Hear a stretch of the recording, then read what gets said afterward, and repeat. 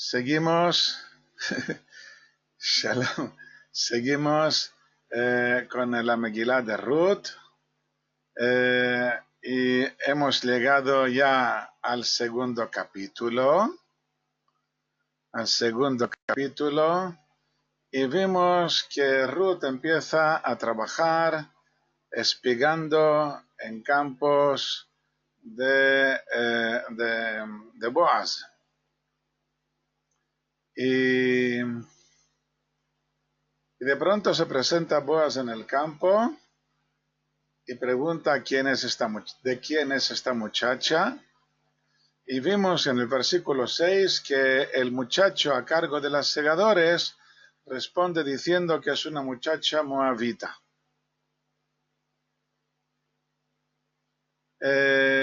Y que no te preocupes, no va a quedar aquí por mucho tiempo, dentro de poco va a regresar a casa.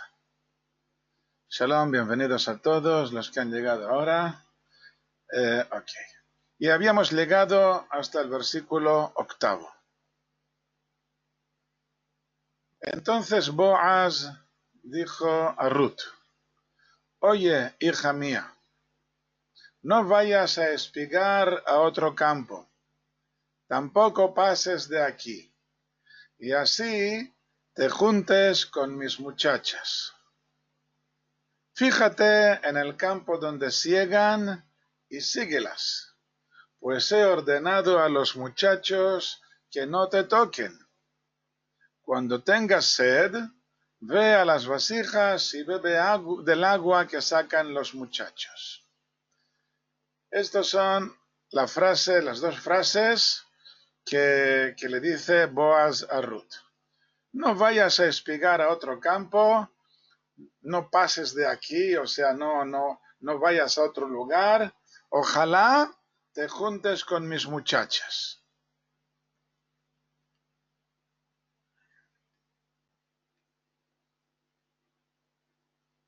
Y nosotros nos preguntamos, ¿por qué le dice esto? ¿Qué ha pasado?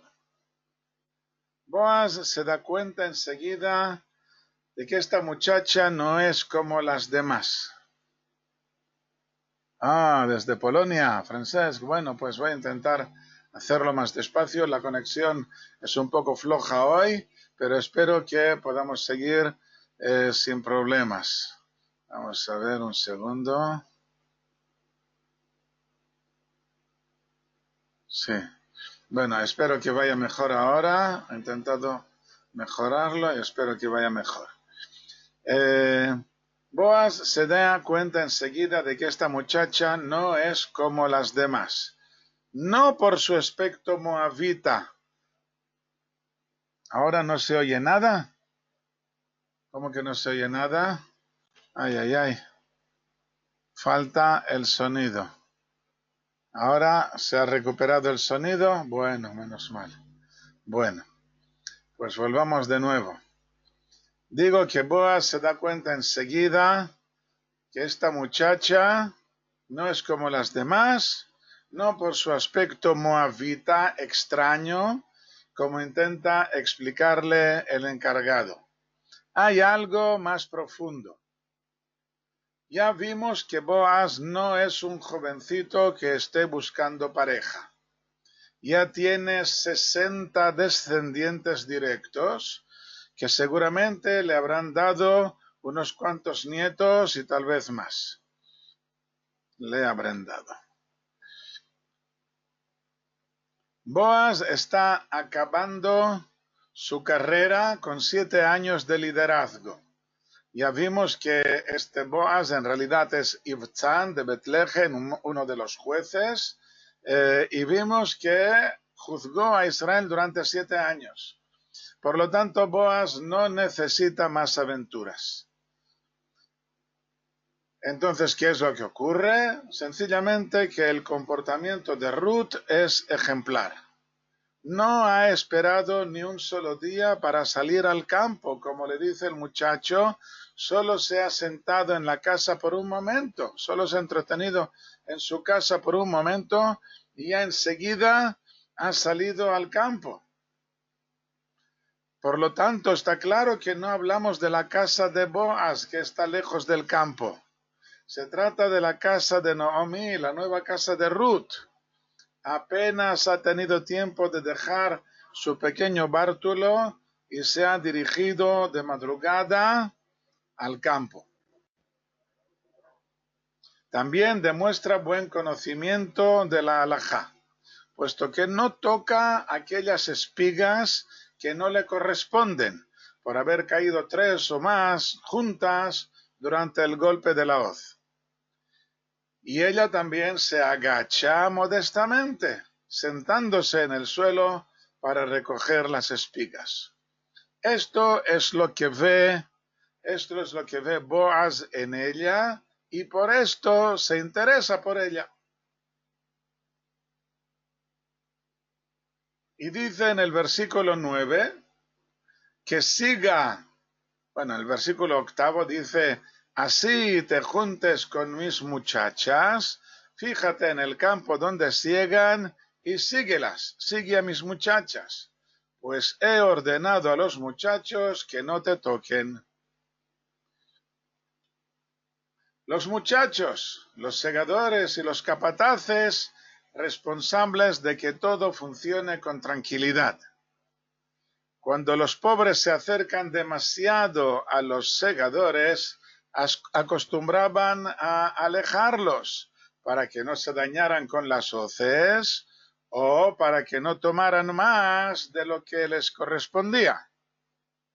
Boaz dice que ella puede ir con las muchachas que trabajan en el campo y que los muchachos no la molestarán.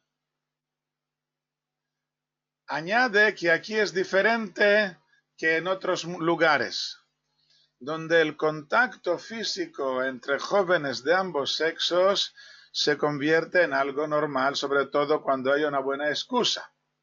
Esto en otros lugares, pero aquí se guarda la distancia mientras no se hayan casado. Ruth no acaba de entenderlo, como veremos a continuación, porque ella es joven y sueña con reconstruir su casa, esta vez entre los judíos. Y el trato normal entre los jóvenes en su tierra natal es permisivo, sobre todo cuando se trata de un contacto corporal natural sin más intenciones. Pero en el judaísmo nos enseñan nuestros sabios en que cuando hay un contacto corporal, muy pronto aparecerán otras intenciones. Tal vez en la primera vez no hubo otras intenciones, pero a continuación van a aparecer. Y tal vez la inocencia al comienzo de la relación quería hacerles la vista gorda a estas otras intenciones que van a aparecer a continuación. Las muchachas hoy en día se preguntan, o se preguntaban por lo menos en otros tiempos, ¿dónde poner el límite de este contacto físico? Cuando hay un contacto en otros países, no en Israel, entre los que guardamos la halajá como corresponde. ¿Dónde poner el límite de este contacto físico? Está permitido dar la mano, está permitido dar un beso de tanto en tanto, está permitido tocarse uno al otro de una forma inocente. Y las muchachas se preguntan, ¿dónde poner el límite de este contacto físico? La Torá dice que el límite está ya al principio, puesto que la atracción sexual es fundamental para la continuación del género humano y por eso es también enormemente fuerte, sobre todo entre jóvenes que luego no saben frenar a tiempo. Boaz habla de muchachos y de muchachas y Ruth no capta la diferencia y alguien tendrá que explicárselo. Veremos a continuación. Ya hemos visto hace un momento de que Ruth quiere reconstruir su vida. Y aquí hay muchachos jóvenes Y por lo tanto, es lógico esperar de que ocurra algo con ellos. Boaz le dice, yo he ordenado a los muchachos que no te toquen. Y en el versículo anterior dice, así te juntes con mis muchachas.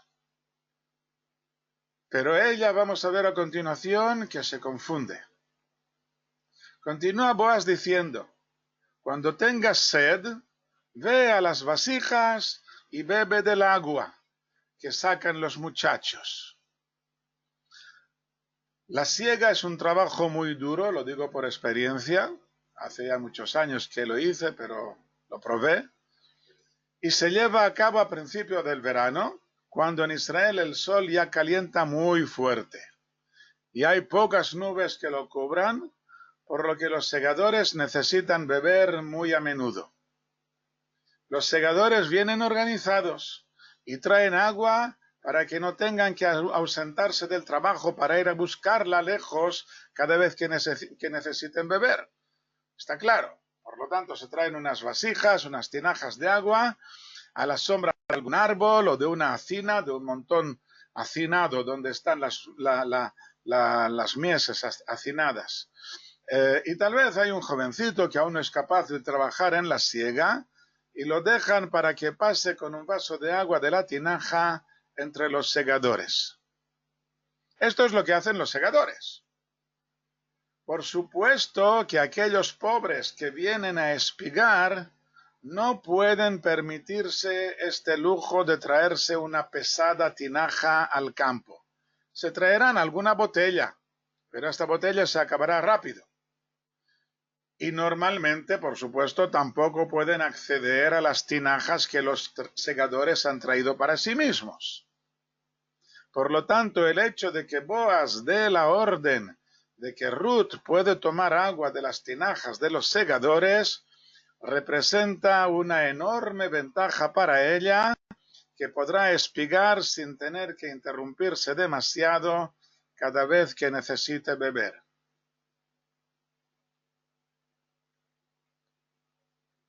Cuando ella se da cuenta, después de haber oído estos dos versículos 8 y 9, cuando ella se da cuenta de todo esto que este amo está haciendo por ella, versículo 10, ella cayó sobre su rostro, se postró en tierra y le dijo, ¿por qué he hallado gracia a tus ojos para que me conozca y yo soy extranjera? ¿Qué pasa aquí? Pero si yo soy extranjera, ¿por qué te has fijado en mí?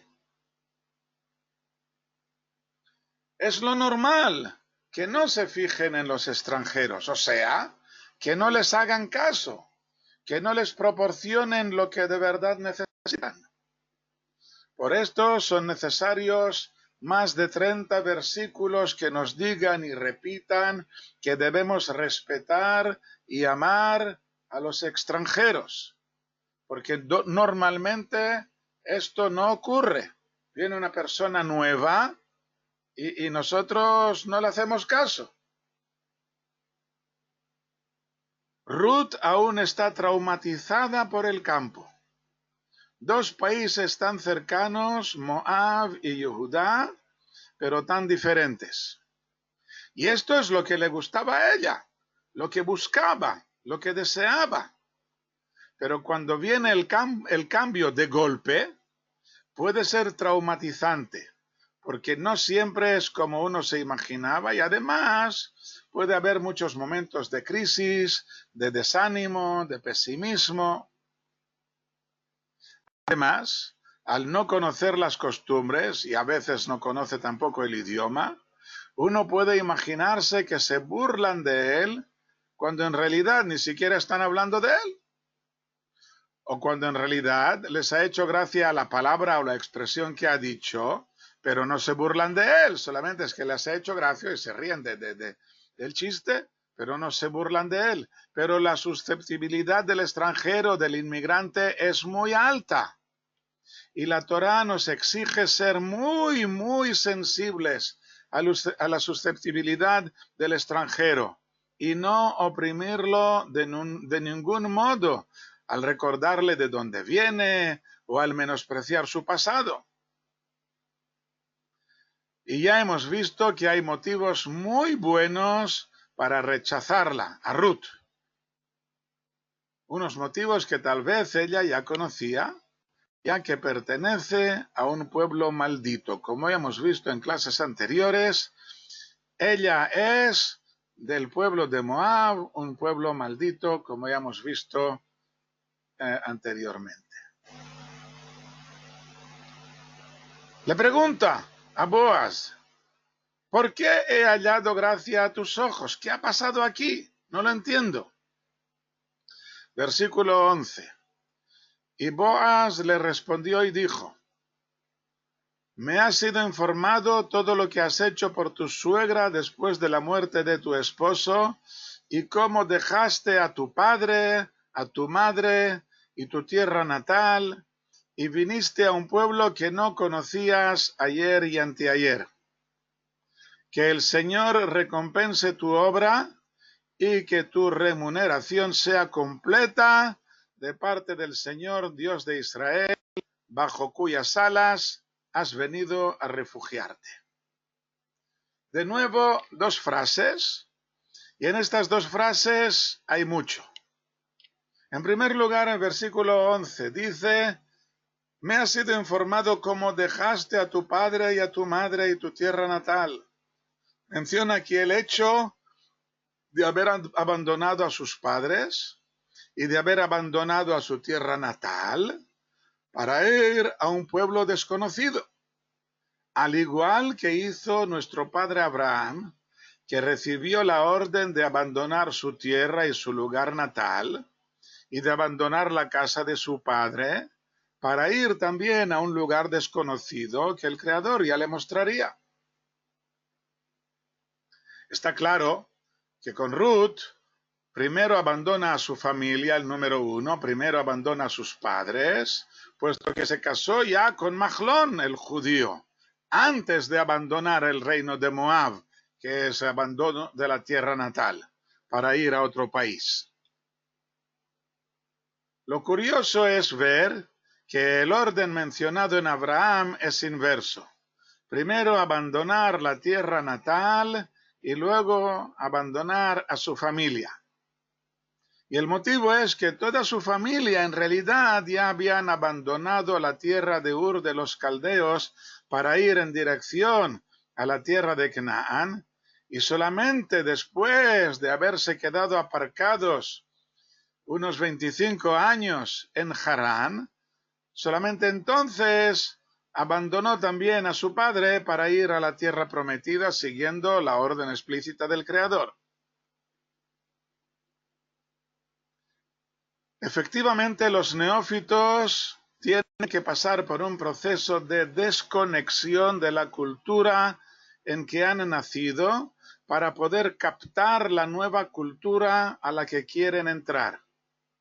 El proceso es largo y doloroso, pero no tiene por qué ser definitivo, ya que en el momento en que estén completamente asimilados por la cultura judía, podrán y tal vez deberán reconectar con la cultura anterior para llevar a cabo un intercambio de valores.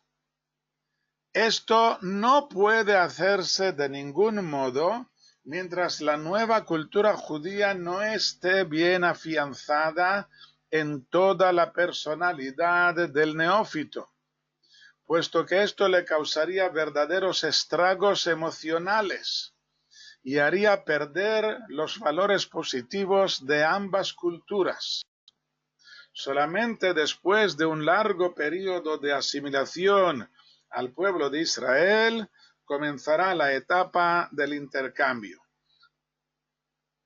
Por lo tanto, aquí vemos el significado de esta orden que dio el Creador a Abraham, de abandonar su tierra natal y de abandonar la casa de su padre, porque solamente así puede construir su propia personalidad. Es lo mismo que hacen los jóvenes, cuando llegan a la pubertad, necesitan abandonar a su padre y a su madre, como dice la Torá en el libro del Génesis, en el 2º capítulo. Por esto abandonará el hombre a su padre y a su madre.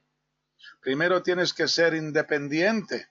Primero tienes que construir tu personalidad como persona, no como fotocopia de tus padres. Y solamente después de haber afianzado tu propia personalidad, solamente entonces podrás casarte con tu pareja. Pero si te casas antes de haber construido tu propia familia, tu propia personalidad, perdón, entonces al conectarte con otra persona que tampoco ha afianzado su propia personalidad, entonces lo que ocurre es un lío. Muy bien, entonces esto es lo que dice Boaz. Tú has sido capaz de abandonar a tu padre, a tu madre y tu tierra natal y venirte a un pueblo que no conocías de ayer y anteayer.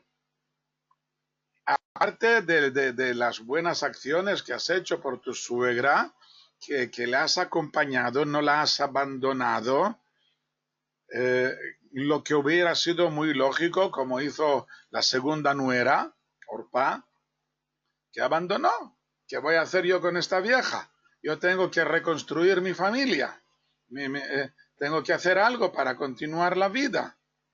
Mientras que Ruth decide acompañar a su suegra, a pesar de que ahora se ha convertido en una persona muy pobre, en una amargada, pero Ruth no la abandona. Y Boaz ya se ha enterado de todo esto. Esto es el primer versículo, versículo 11. Versículo 12. Le dice Boaz a Ruth que el Señor recompense tu obra y que tu remuneración sea completa. Que Dios te pague todo lo que has hecho. Tu remuneración sea completa de parte del Señor Dios de Israel, bajo cuyas alas has venido a refugiarte. Al decir las alas, se refiere a las alas de la ropa. Así, por ejemplo, aparece en el libro de Bemidbar, el libro de Números, capítulo 15, cuando dice que debemos atarnos unos flecos con uno de sus hilos de color celeste en las alas de nuestra ropa. Normalmente lo traducen por los extremos, pero en hebreo dice las alas de la ropa. Los extremos de la capa sirven para cubrir o esconder aquellos objetos que queremos ocultar a la vista de los demás o algo que queramos proteger, como los niños que se esconden entre las faldas de sus madres.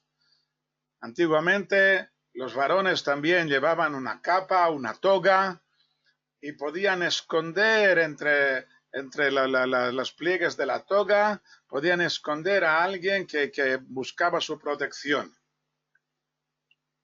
La figura de estas alas protectoras del Creador aparece 6 veces en el libro de los Salmos y está claro que se refiere a lo que vemos en nuestra Megilá, cuando Ruth le pide a Boaz a continuación en el capítulo siguiente, cuando Ruth le pide a Boaz que la acepte y le dice Ruth a Boaz, extenderás tus alas sobre tu sierva, o sea, debes protegerme. Esta expresión que vemos en nuestro versículo de refugiarse bajo las alas del Creador, tomada de nuestro versículo, es muy usada hasta el día de hoy al referirse a los neófitos que vienen a incorporarse al pueblo de Israel, puesto que se trata tanto de un proceso cultural como espiritual, y el Creador protege al extranjero que no tiene quien le defienda y se cuide de él. Entonces, el ger, el que hace la conversión, pide ayuda al Creador y el Creador extiende sus alas, o sea, su su ropa sobre él para protegerle. Este es el significado de esta expresión. Y estos son los dos versículos que le dice Boaz a Ruth. Y de nuevo Ruth contesta, versículo 13. Entonces ella dijo, Señor mío, halle yo gracia ante tus ojos porque me has consolado y has hablado al corazón de tu sierva, y yo no seré como una de tus siervas. ¿Qué significa esto? Halle yo gracia. Ojalá que no sea esta la única y última vez, sino que siga yo teniendo siendo de tu agrado también en el futuro.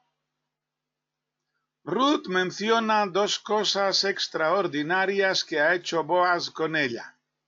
En primer lugar, la ha consolado al proporcionarle facilidades especiales para cuando venga a espigar en sus campos, le da comida, le da agua, le permite que se acerque entre los segadores, que no tenga que esperar. Esta es la primera cosa, la ha consolado al proporcionarle facilidades. Y en segundo lugar, porque ha hablado a su corazón. Esta última expresión puede entenderse de dos modos diferentes. Boaz ha conmovido a Ruth con sus palabras, como ha conmovido también a Teresa, como veo, al decirle que se merece un gran premio en el mundo venidero. Pero en hebreo también puede significar que ha hablado de su corazón.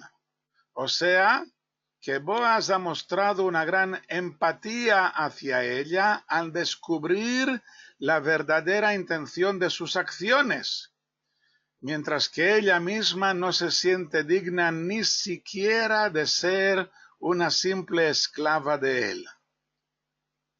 O sea, está diciendo aquí, ¿cómo es posible que te hayas fijado en lo que yo siento? Has hablado sobre mi corazón. Esto lo vemos en personas empáticas.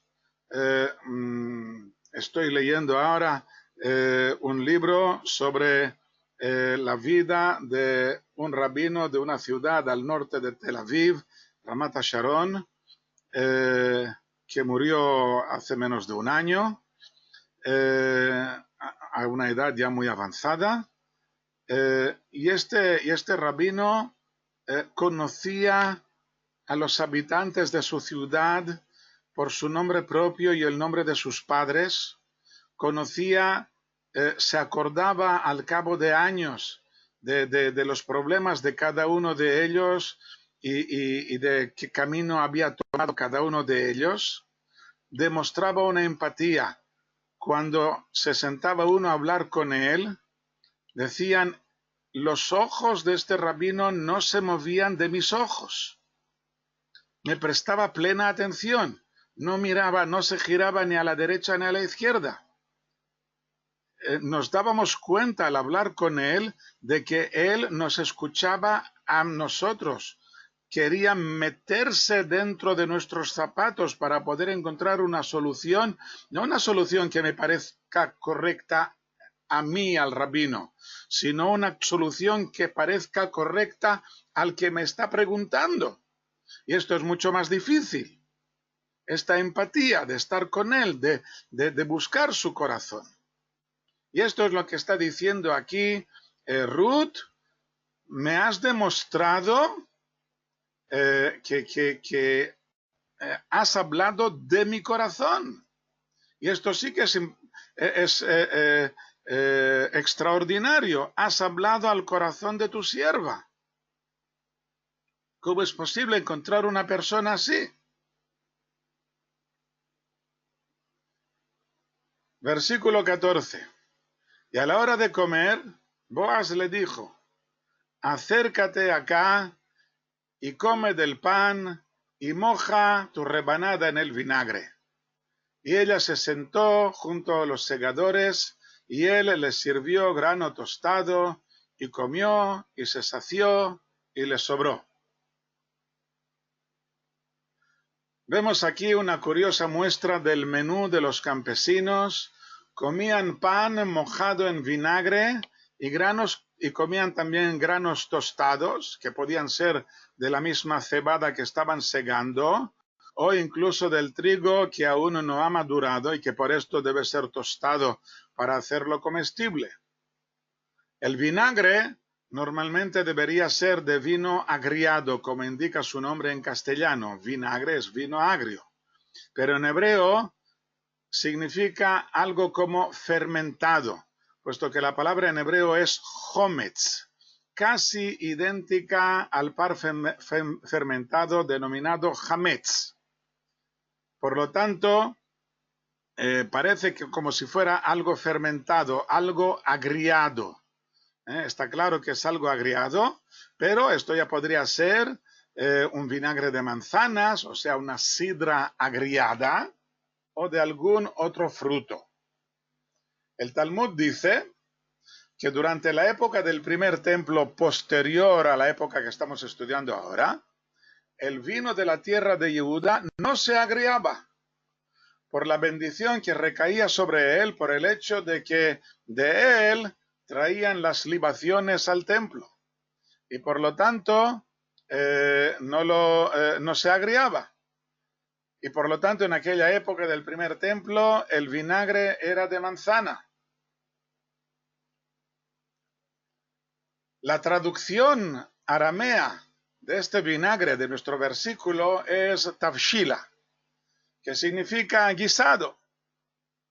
Y la palabra hometz tiene la misma raíz que himtza, que es el garbanzo. En árabe se llama hummus, que es de la misma raíz exactamente, hummus. Por lo que podría tratarse de un guisado de garbanzos. También podría tratarse de algún tipo de gazpacho con ingredientes crudos, puesto que el tafshila puede entenderse como mezcla de verduras picadas, aderezada con vinagre, que sirve para aplacar la sed en verano.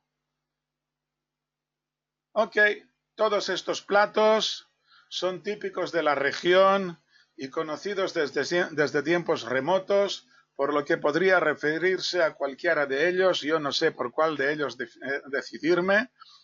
Os expongo las posibilidades y cada uno que elija lo que más le guste. El versículo usa dos palabras diferentes para hablar del pan. Primero dice que coma lechem, pan, y luego dice que moje el pat, la rebanada. Esta última palabra está emparentada con el verbo patat, que significa cortar en trozos. Por lo tanto, es correcta la traducción de rebanada. Moja tu rebanada en el vinagre. El pat se usa hoy en día como sinónimo de lechem en el hebreo moderno y su versión aramea es pita, que se usa para denominar un pan pequeño y redondo que seguramente la mayoría ya conocen, la famosa pita. La famosa pita en realidad es una palabra en arameo, pita, que viene de este pat, que en realidad significa rebanada. Muy bien, volvamos a lo nuestro. Versículo 15. Y se levantó para espigar y ordenó Boaz a sus muchachos diciendo: también entre las gavillas espigará, y no la avergoncéis. También le soltaréis de los manojos, y lo dejaréis y recogerá, y no la reprendáis. ¿Qué dicen estos dos versículos? En primer lugar, les dice a los muchachos que dejen que Ruth se acerque a las espigas y no la avergoncéis, no la molestéis. Y también soltadle a propósito de los manojos, haced como si se os cayera de la mano una o dos espigas y lo dejáis para que ella lo recoja. Y no lo arrepentáis. Aquí vemos un verbo interesante, lo dejaréis, y que ella lo recoja. No es por casualidad, así es el mandamiento, dejar que los pobres lo recojan. Como dice la Torá en el libro de Vaikra, Levítico, capítulo 19, al segar la siega de vuestra tierra, no acabarás de segar el extremo de tu campo, y el recogido de tu siega no recogerás, y tu viña no rebusques, y el grano de tu viña no recogerás. Para el pobre y el extranjero los abandonarás. Yo soy el Señor vuestro Dios. Y un poco más adelante, en el capítulo 23, dice, al segar la siega de vuestra tierra, no acabarás el extremo cuando siegues, y el recogido de tu siega no recogerás. Para el pobre y el extranjero los abandonarás. Yo soy el Señor tu Dios. Podríamos pensar que sería mejor que el amo del campo lo repartiera equitativamente entre los pobres. Pero no es esto lo que dice la Torá. La Torá dice que hay que abandonarlo y que cada uno recoja lo que pueda. Este es uno de los mayores problemas en una sociedad en que los pobres se convierten en una carga para los demás. Cuando hay gente que se acostumbra a recibir sin tener que hacer nada. Hay asilos para los pobres, hay comida gratis, sin que esto represente ninguna responsabilidad para los mismos pobres. Por supuesto que debemos ayudar a los pobres, y es uno de los mayores mandamientos que tenemos en la Torá. Pero también debemos ayudarles a que dejen de ser pobres. Con esto también les ayudamos a superar un gravísimo problema psicológico al abandonar el grano en el campo. Les ayudamos a superar un gravísimo problema psicológico, puesto que el recibir ayuda de otros significa que la autoestima bajará mucho, hasta llegar a convencerse de que no sirvo para nada. Me meten la comida en la boca, masticada ya. Por esto debemos estimularlos para que se esfuercen a conseguir su propio sustento y puedan decir que por lo menos han tenido que sudar en el campo para conseguir su propia comida. Estoy hablando aquí de dos cosas diferentes. En primer lugar, ayudarles a que dejen de ser pobres. Y en segundo lugar, demostrarles que ellos son capaces de hacer algo. Han hecho algo, se han ganado su pan, aunque solamente sea el hecho de sudar allí en el campo. Exactamente.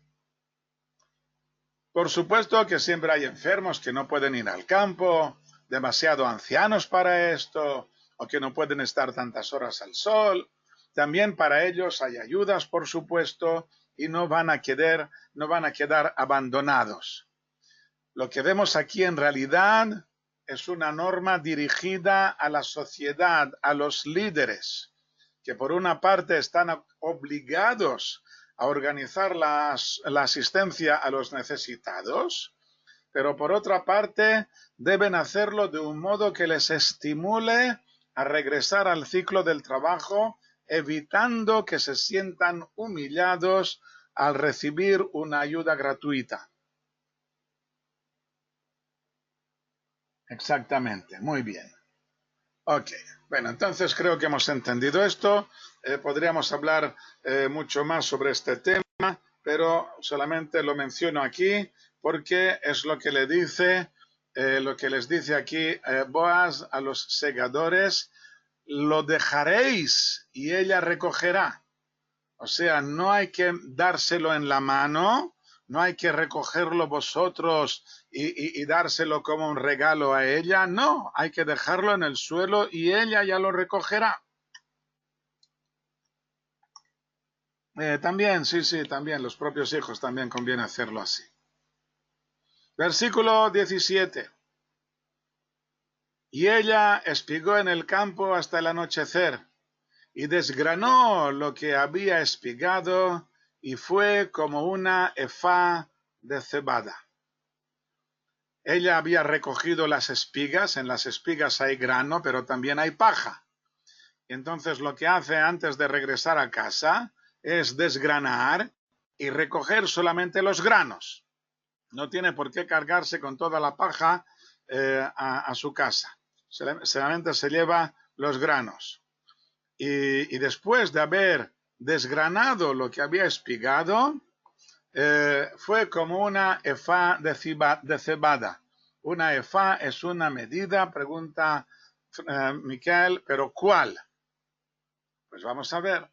La efá es una de las medidas de capacidad mencionadas en la Torá. Cada efá contiene 3 sa y cada sa contiene 6 kav y cada kav contiene 4 log y cada log son 6 huevos. Por lo tanto, una efá son 432 huevos. Y aquí pasamos de la capacidad al peso, sin tener en cuenta que no siempre son de 1 al 1. Un huevo normal de gallina pesa unos 57 gramos y corresponde al actual tamaño mediano.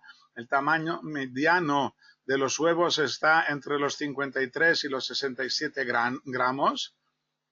Y por lo tanto la efá son unos 24 kilos 624 gramos. Y esto es realmente extraordinario que una sola persona pueda espigar la gran cantidad de más de 24 kilos y medio de grano ya limpio de paja en un solo día. Exactamente. Le fue muy bien este día de trabajo, le fue muy bien, regresa a casa con 2 cubos llenos de grano. El contenido del saumerio que leemos por la mañana antes del shaharit, tienes razón, es la preparación que se hace para todo el año. Es la preparación que se hace del saumerio para todo el año. Y luego iban tomando una parte por la mañana y una parte por la tarde. Dejemos este tema, que no es el nuestro, pero sí, tienes razón, la preparación en sí era muy grande, tiene que bastar para todo un año. Versículo 18, y lo tomó y fue a la ciudad, y su suegra vio lo que había recogido, y se queda espantada, emocionada. ¿Cómo es posible que hayas traído tanto? Y Ruth sacó y le dio lo que le había sobrado después de haberse saciado. 2 cosas. Vimos en el versículo 14 que Boaz le dio grano tostado y ella comió y se sació y le sobró. Y de este grano que le sobró, le trae ahora a su suegra y ella come de este grano tostado ya y también le basta. Y toda la efá de grano de cebada que ha traído a casa, todo esto se va al almacén. No lo vamos a comer ahora, todo esto se va al almacén, tiene que durar todo un año. Bueno, el trabajo de hoy, el trabajo de mañana y de los próximos meses, hasta que acabe la temporada de la siega. Versículo 19, y le dijo su suegra, ¿dónde espigaste y dónde trabajaste hoy? Bendito sea quien te ha conocido. Y relató a su suegra quien había hecho con él, y dijo, el nombre del hombre que hice con él hoy es Boaz. Versículo 19, bendito sea. Noemí bendice a la persona a la persona que ha permitido a Ruth recoger una cantidad tan grande de desperdicios. Lo que ha hecho a espigar allí son los desperdicios, son lo que se ha caído durante la siega. Aquí debemos señalar especialmente que todos estos mandamientos destinados a ayudar a los pobres son importantísimos para la sociedad en que vivimos. Es una enorme diferencia que hay entre la sociedad del pueblo de Israel y la sociedad de Sodoma y Gomorra. Nuestros sabios describen la sociedad de aquellas ciudades de Sodoma y Gomorra de un modo muy parecido a lo que vemos en otros muchos lugares del mundo. Cada uno mira por su propio provecho. Todo tiene su precio. Hay que pagar para cualquier cosa que queramos. Puedes invitar a tus amigos a casa, pero deberán pagar, aunque sea al invitarte luego a ti a su casa. Te están devolviendo el favor, te están pagando por este favor. Puedes convertir tu casa en un albergue para los extranjeros a condición de que paguen por el servicio que les prestas. No hay regalos, no hay favores, porque esto significa que alguien se aprovecha de nosotros. Así dicen en Sodoma y Gomorra. Dice la Mishnah en Pirkei Avot, 4 medidas en el hombre, o sea, 4 tipos de personas. Quien dice, lo mío es mío y lo tuyo es tuyo, es la medida mediana. Y hay quien dice que es la medida de Sodoma. Hay quien dice, lo mío es tuyo y lo tuyo es mío. Este es el ignorante. El que dice, lo mío es tuyo y lo tuyo también es tuyo, este es el caritativo. Y el cuarto es quien dice, lo mío es mío y lo tuyo también es mío, y este es el malvado. Vemos aquí que en primer lugar, la medida mediana, lo normal. Lo mío es mío y lo tuyo es tuyo, cada uno por su viento. No me molestes a mí, yo no te molesto a ti. No me pidas favores, yo tampoco te pido favores a ti. Esto es la medida mediana, esto es lo que ocurre normalmente, y hay quien dice que esto es en realidad la medida de Sodoma. Así es la vida en estas ciudades de Sodoma y Gomorra. Egoísmo. No solamente la práctica del egoísmo, sino que es la destrucción de la sociedad humana. Como ya hemos visto, también en Pirkei Avot, Shimón el justo era de los remanentes de la gran asamblea. Solía decir, sobre 3 columnas se sostiene el mundo, sobre la Torá, sobre el servicio y sobre los actos de bondad. Cuando falta una de estas 3 columnas, la sociedad se desmorona. El mundo pierde el sentido y el motivo de su existencia. Y por esto dice el Midrash, que más de lo que hace el rico por el pobre, hace el pobre por el rico. El favor que hace el rico al pobre es más pequeño que el favor que le hace el pobre al rico, tanto en este mundo como en el mundo venidero. Porque cuando una persona es caritativa con su prójimo, abre las puertas de la prosperidad y de la bendición divina sobre sí mismo y sobre su familia. El mismo Midrash que trae esta frase de aquí, dice a continuación que lo que dice nuestro versículo a continuación, Ruth dice a su suegra, el nombre del hombre que hice con él hoy es Boaz. Puesto que es Ruth quien le hace el mayor favor a Boaz al darle la oportunidad de ganarse un nuevo mérito. Yo hice con él, yo le hice algo, yo le ayudé a ganarse un nuevo mérito. El Zohar explica que la unión entre el Creador y el hombre es muy difícil.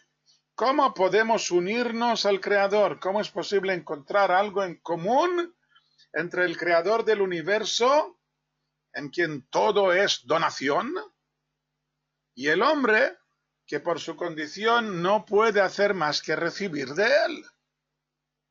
Por lo tanto, son opuestos, cada uno tiene una personalidad opuesta, uno que es todo donación y el otro que es todo recepción. ¿Cómo podemos unirnos de una forma así? La respuesta es que cuando el hombre adquiere la condición de donante, de generoso y altruista, con esto se parece al Creador y puede adherirse a él. Por lo tanto, aquí vemos estas definiciones que nos dan nuestros sabios sobre la generosidad, sobre el altruismo, pensar en los demás, trabajar para los demás, no solamente empatía teórica, sino moverse y hacer cosas, desprenderse de cosas que me son importantes a mí, porque veo que el otro las necesita y como voy a dejármelo esto yo en mi bolsillo pudiendo ayudar a los demás, a pesar de que con esto yo también me pongo un poco en problemas. O sea, yo ahora voy a tener menos dinero al entregarle este dinero al otro, pero no lo hago porque luego así a continuación me devolverá el favor. No, no tiene que ser este el motivo. El motivo es por empatía, por sentirse hermanos, sentirse unidos en uno al otro.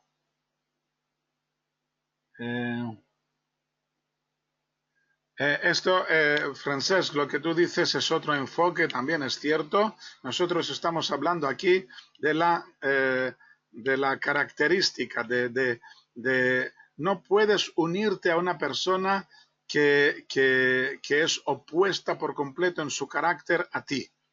Es verdad que hay personas que se complementan, pero tiene que haber algo en común. No puede ser todo opuesto. Tiene que haber más en común. Y a esto es lo que se refiere aquí el Zohar. Por lo tanto, dice, bendito sea quien te ha conocido. Y le dice Ruth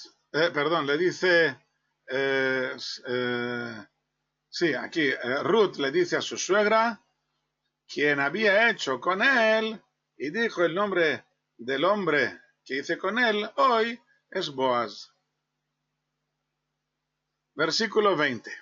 Y dijo Noemí a su nuera, sea él bendito del Señor, quien no ha abandonado su bondad ni a los vivos ni a los muertos.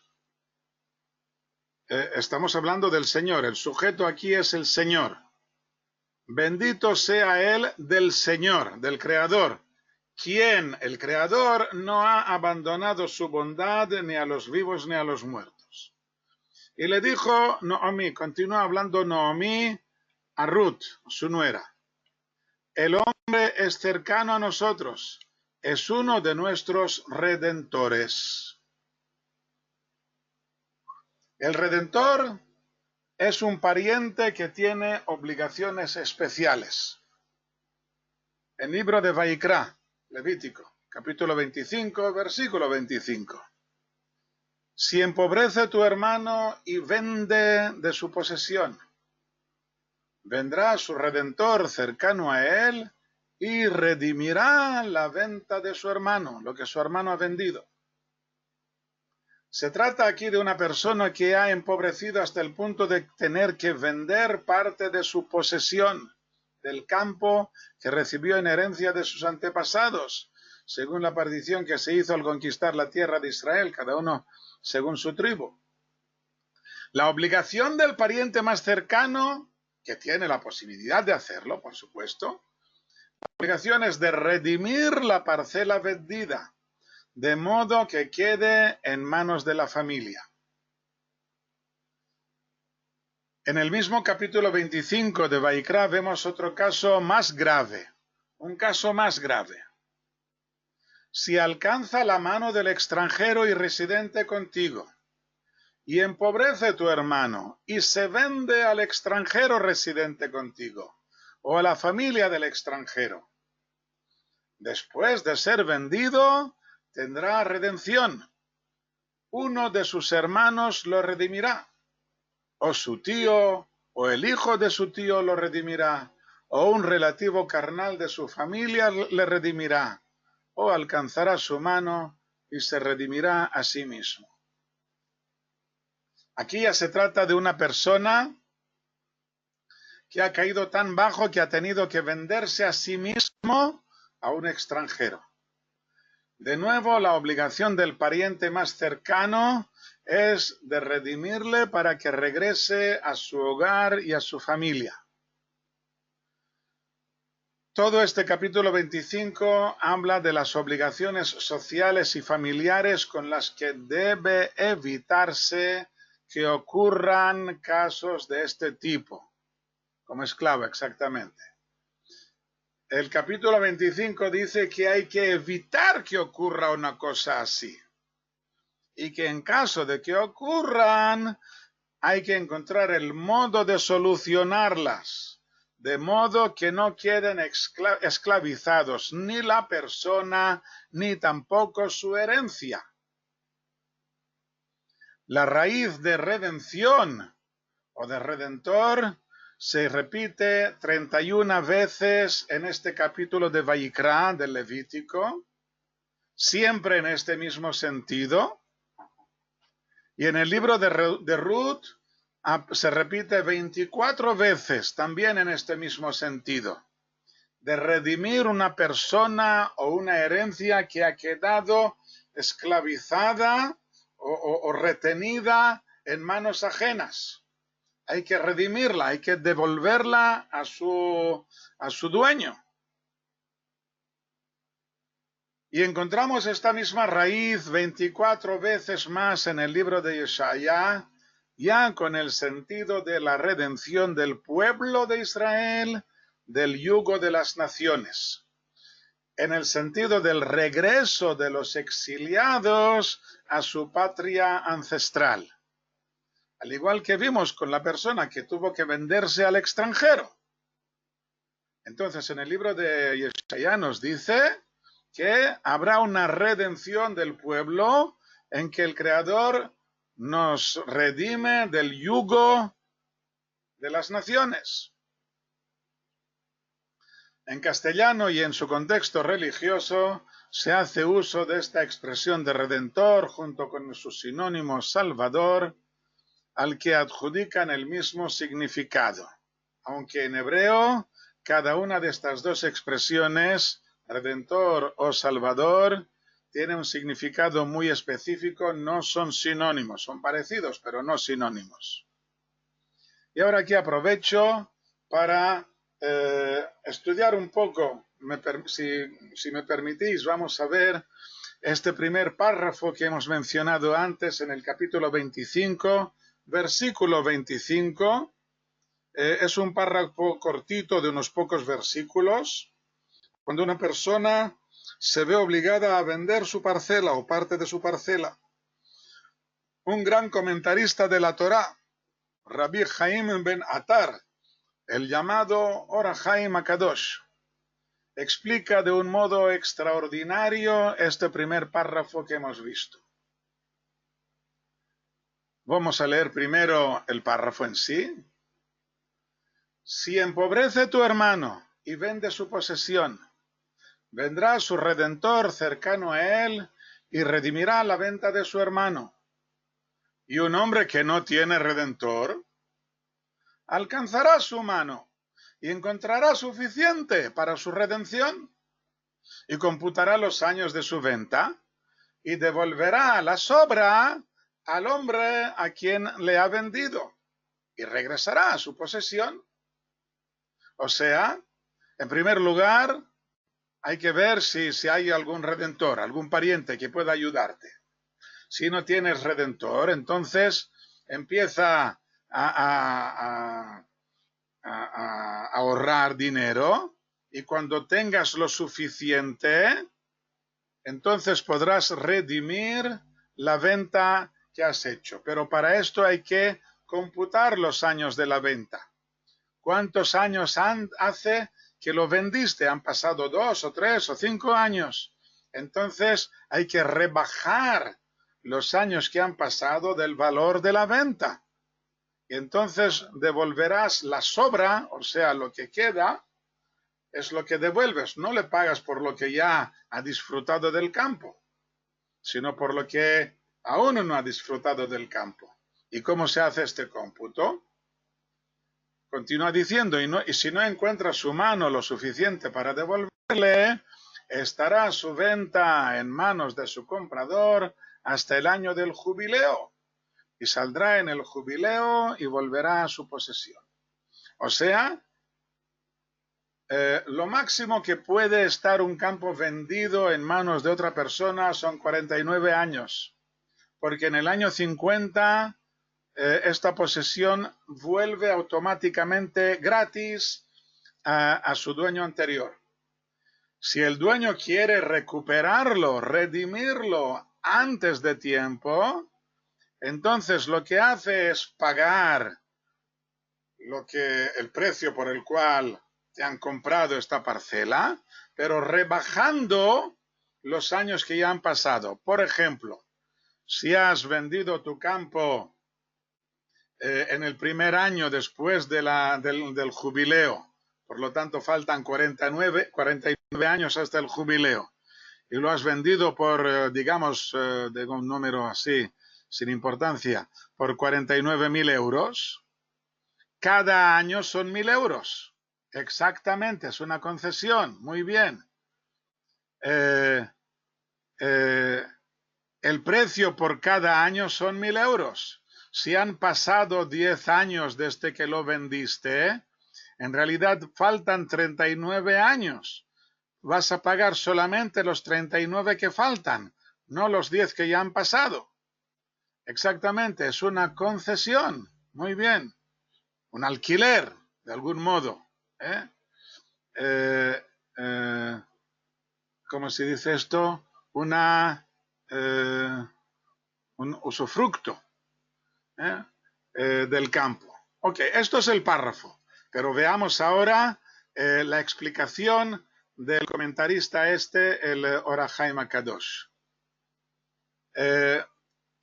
Vamos a leer algo que es realmente extraordinario. La explicación de Rabbi Chaim Atar es muy larga porque trae un versículo por cada palabra que dice. O sea, demuestra todo lo que dice por medio de versículos. Es una exégesis de este párrafo a la que trae un versículo por cada afirmación que hace. Yo me he saltado todos los versículos de la demostración y solamente os he traído aquí la explicación en sí. Tal vez, si tengo tiempo, y para los que estén interesados, intentaré traducir también los versículos que usa Rabbi Chaim Atar para demostrar lo que dice. Y por supuesto que no es él quien se lo inventa, sino que lo extrae del Talmud, de los Midrashim. El Or HaChaim aporta versículos para demostrar cada una de sus palabras que dice y que nosotros no vamos a mencionar para que no se haga tedioso. Viene a decir que tu hermano es el creador, que a causa de nuestros pecados se vuelve pobre y se ve obligado a vender su posesión, que es el templo. Cuando nosotros no cumplimos con nuestro deber en este mundo, Dios se vuelve pobre, empobrece, porque no tiene fuerzas aquí en el mundo. Nosotros somos sus representantes en el mundo, y cuando nosotros no cumplimos, entonces él se ve como un pobre y no tiene más remedio que vender su posesión, que es el templo. Entonces debe venir el Redentor, que es el justo, el cercano al Creador, cuya misión es redimir lo que el Creador ha tenido que vender. Y entonces se restan los años que ya han pasado, con lo que no es necesario pagar tanto. Y en caso de que no haya redentor con suficientes méritos como para redimir el templo, no habrá más remedio de que la mano divina acorte el proceso por medio de penuras y desastres que recaen sobre el pueblo. La mano es para zumbar a alguien. Pero si el Creador ve que el pueblo no es capaz de soportar estas penurias, se quedará el templo, no en templo, sino el templo, se quedará el templo en manos de las naciones hasta que llegue el año del jubileo que él ha establecido de antemano y que no son 50 años normales, que es la fecha tope, que cuando llegue significará el final de las penurias y del exilio. Esta explicación se basa en la exégesis de estos versículos que estaba desparramada en los diferentes midrashim y que el Rav Chaim Ben Atar reunió y ordenó para nosotros. En realidad, todos los ingredientes mencionados participan en la redención. Las penuras del pueblo a lo largo de la historia, junto con los méritos de los justos, todo esto puede reducir el tiempo de la diáspora. Y en caso de que todo esto no baste, en caso de que hayamos llegado a un punto demasiado difícil, no debemos desesperarnos, puesto que hay una fecha irrebatible que marca el momento de la redención. Y esto solamente viene a decir que o por las buenas o por las malas, cuando llegue esta fecha regresamos a casa. Si regresamos a casa, exactamente, el Mesías no es el Redentor, sino que es el enviado del Redentor. El Redentor es el Creador. Abandonando esta explicación aquí de esta exégesis de Rabbi Chaim Ben Atar, volviendo a lo que hemos visto aquí en el libro de Isaías. El Redentor es el Creador y tiene sus mensajeros, tiene sus enviados, y uno de ellos, el principal, por supuesto, va a ser el Mashiach, que son los que llevan a cabo la función esta de permitir que el pueblo regrese a su casa. Y aquí se introduce lo que dice Rabbi Chaim Ben Atar, que el Mesías, pero no solamente el Mesías, sino cada uno de las personas, de las buenas personas que pueden ser cada uno de nosotros, por cada buena acción que nosotros hacemos, somos socios, cooperamos con esta redención.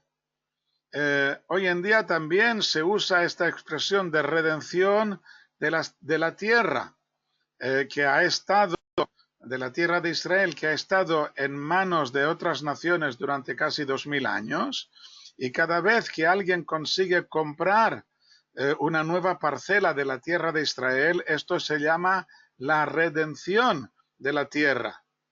Somos partícipes en la redención. Por supuesto que quien viene a vivir y compra una parcela y vive en ella, entonces por supuesto que él es partícipe, él está redimiendo, no solamente comprando la parcela, sino también asegurando de que se quede en nuestras manos por el mero hecho de vivir en ella, de habitar en ella. Todo esto es nuestra participación en esto. Tal vez, teniendo en cuenta de que Jesús era judío y algo aprendió del judaísmo, pero él y sus alumnos abandonan el sentido de los méritos que tenemos que ganar por cada mandamiento que nosotros cumplimos. Nos estamos ganando con esto el derecho a poder regresar. No es solamente tener fe, sino que hay que trabajar, hay que ganarse esto, hay que tener méritos. Y esto los cristianos lo abandonaron por completo. Su único mérito es creer en Jesús. Y esto nosotros no le damos ninguna importancia. ¿Qué importancia tiene esta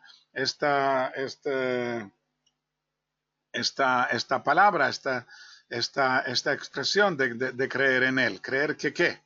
Que nada. Hay que ser activo, exactamente. Hay que hacer cosas. No solamente creer, no solamente hablar, sino también hacer.